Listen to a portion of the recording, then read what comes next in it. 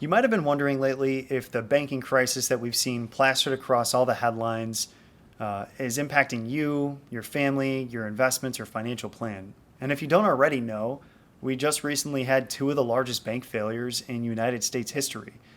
Silicon Valley Bank out of California and Signature Bank out of New York.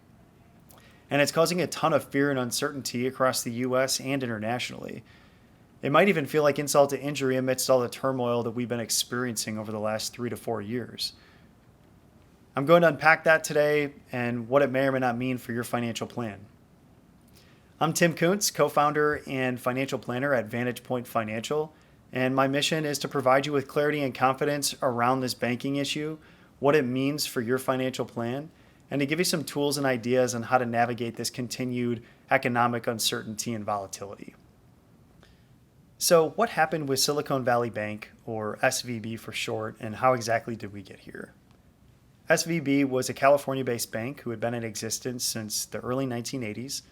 And they developed a niche of working with these startup, tech, high growth type companies that operated in the local area that SVB did too. And as you can imagine, this concentration of clients and depositors that they worked with meant that the long-term viability of SVB was directly correlated with that industry. And this can be a problem as compared to banks that have a wider variety of clients and depositors that they work with. Well, since early 2022, late 2021, this industry has seen some massive headwinds. The environment of economic uncertainty that we've been in has impacted this industry dramatically. It's impacted their ability to be able to get access to capital to grow and to do it at the same clip that they have been for the last 10 to 15 years. Well, before that, 10 to 15 years of growth meant that SVB received a ton of deposits during that time, which is great, even more so than some of the competitors of similar size. But before we go further, let's take a step back and talk about how banking works. So banks basically take in deposits and then they turn right back around and they take some of those deposits and lend them out in the form of lines of credit, loans, personal and business loans, mortgages, credit cards, so on and so forth. So other than just lending out those deposits for credit, sometimes banks also buy bonds and they use the interest from those bonds to help meet the obligations of their clients and depositors. So SVB took about 56% of their deposits and they bought bonds with them, mid and long-term United States Treasury bonds. And their intention was to hold those bonds until they matured and use the interest along the way to help support the needs of their clients and depositors. And they only left about 6 to 7% of their deposits on the side in cash to meet short-term obligations of their clients and depositors. Well, just to be clear, these figures are way out of line with the industry averages. And the bonds that they bought while interest rates were still low. So, as it turns out, rising interest rate environments are bad for the value of bonds. As interest rates go up, the value of bonds go down. And this is a problem if you don't hold those bonds until maturity. Well, SVB planned on holding these bonds to maturity, but they were put in a position where they had to question that mentality. So the tech industry lost its financial momentum, interest rates started increasing, and SVB's depositors still needed their money to run their businesses, live their lives, pay their employees, make their normal day-to-day purchases, so on and so forth. Well, several of these combined forces, and especially SVB's mix of cash on the side versus how much they had in bonds, it made it difficult for them to meet the obligations of their depositors. So they were put in a position where they were forced to sell a major portion of that 56% of cash they had in bonds. And in fact, they sold it at a loss. Well, when their clients, depositors, shareholders, and people who followed the performance of SVB got wind of this, it caused a major crisis in confidence in SVB's ability to maintain its business the way they intended to. And ultimately, this caused a run on the bank by the people that banked with SVB. And they started pulling their money out in rapid succession. And then in short order, SVB was closed. the fundamental issues at play there, the massive amounts of bonds that were intended to be held to maturity, the lack of cash reserves, those are the same issues that were present with Signature Bank in New York as well. So it's basically this liquidity issue. This is very different than what we saw with banks in 2008.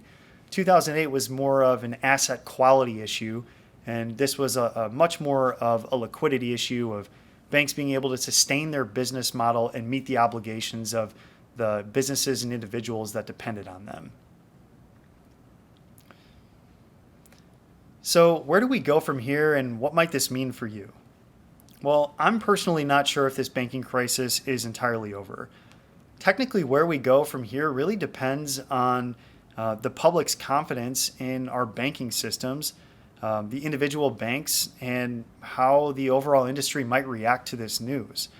The FDIC insures deposits up to $250,000, and that's based on various types of account ownership types documented on the FDIC's website. And amidst this banking crisis we've been dealing with, the government has stood up and said that they would make people whole above and beyond that $250,000 minimum. Now, I'm not sure if that's sustainable in perpetuity if other things happen with banks, but they're certainly setting a precedent that they're willing to get involved if there's a more systemic issue at play here. In general, it is safe to keep your money at banks, even during times of economic hardship and uncertainty. You just want to be careful of those FDIC insurance minimum or maximums. Nowadays, it's easier than ever to have multiple bank accounts in different locations if you have a need to hold deposits in cash above those FDIC insured maximums. Also, it's clear that the last decade plus of tightening on bank regulations needs to be revisited. Like I mentioned earlier, in 2008, we were dealing with an asset quality issue, and today we're dealing with a liquidity issue. So it remains to be seen if our government or regulators are going to step up and impose tighter restrictions on banks moving forward. As it relates to our clients, our team, investment committees, portfolio managers, we're staying on top of this on a day-to-day and week-to-week basis to ensure that our clients' financial plans maintain their integrity and that our clients will be okay. So what does this mean specifically for you? Well, if you haven't already created a long-term financial plan, what we found over the years is it's truly the best tool to weather unforeseen economic situations like this, especially like we've experienced over the last 3 to 4 years. And that financial plan should be guiding your financial decisions on a year-to-year basis every single year. And it should include advice on things like even where you hold your cash, how many different bank accounts you have, higher interest earning accounts, I-bonds if it makes sense. And it should also include ideas and planning on diversification for your long-term investments. Some people amidst this banking crisis have been worried that the failure of those stock prices has impacted their portfolio. Well, with proper diversification, that may or may not be the case, but it's a great time to scrutinize your portfolio and see if you have any unnecessary concentrated exposure to industries that might be impacted. One tool we utilize for all of our clients in their elevated retirement plans is what we refer to as a bucket plan or bucketing approach to their investments. And we believe that everybody needs a bucket plan that helps guide investment decisions. We divide all of our clients' money into 3 major buckets: the now bucket, the soon bucket, and the later bucket. The now bucket is there for the next 12 months worth of spending that you have to do. When we're working, our income supplements most of this. But beyond that, we need an emergency reserve too. What if you lose your job or encounter an unforeseen emergency? You need cash to be able to handle those short-term obligations without taking on debt or unnecessary financial risk to do so. And sometimes we also find that people just have an amount of money here that makes them feel comfortable, almost a rainy day fund.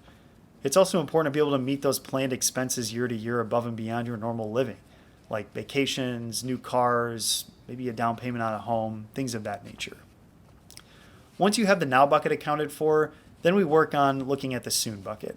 The soon bucket is where we have money to meet the next 2 to 10 years worth of expenses.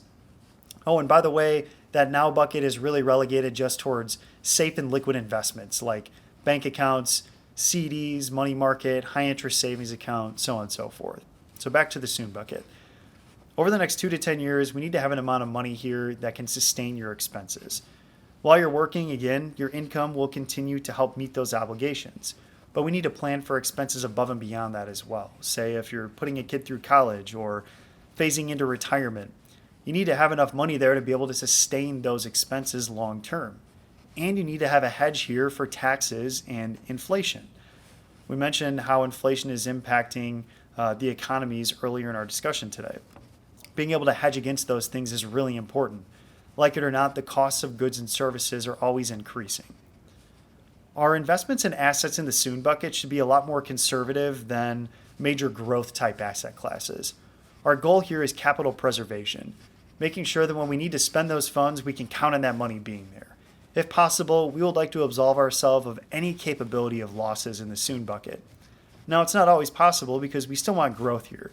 We'd like to outpace inflation if possible and see a semi-decent return over the next 2 to 10 years. Well, if we've accounted for our now and soon buckets, now we can take the rest of our money and invest it in a later bucket for growth. Everybody needs growth regardless of where you're at in life, even retirees. Whether you're in the accumulation phase or the distribution phase, it's important to have growth to sustain the expenses you might encounter 10 years from now or more. And growth means something different for everybody. It doesn't necessarily mean you have a highly concentrated portfolio of stocks. Diversification is highly important here. And it's important to review this on a semi-regular basis, maybe a couple times a year, and at least in depth, at least one time per year. So this is a tool that has really helped our clients navigate economic uncertainty like we've been facing over the last 3 to 4 years. And we found that it instills a lot of clarity and confidence during times like this. In fact, it's the reason that we've been able to help a lot of our clients retire even amidst all the volatility and turmoil in the economy and stock markets. So thank you for listening to our take on these current events. If you have further questions or you'd like to speak to our team in more depth about these ideas, please don't hesitate to reach out. We're here to serve you and help you and add as much value as we possibly can to your situation. You deserve to have clarity and confidence around your financial plan's ability to navigate these types of environments. So thank you again for listening today, and we look forward to hearing from you soon.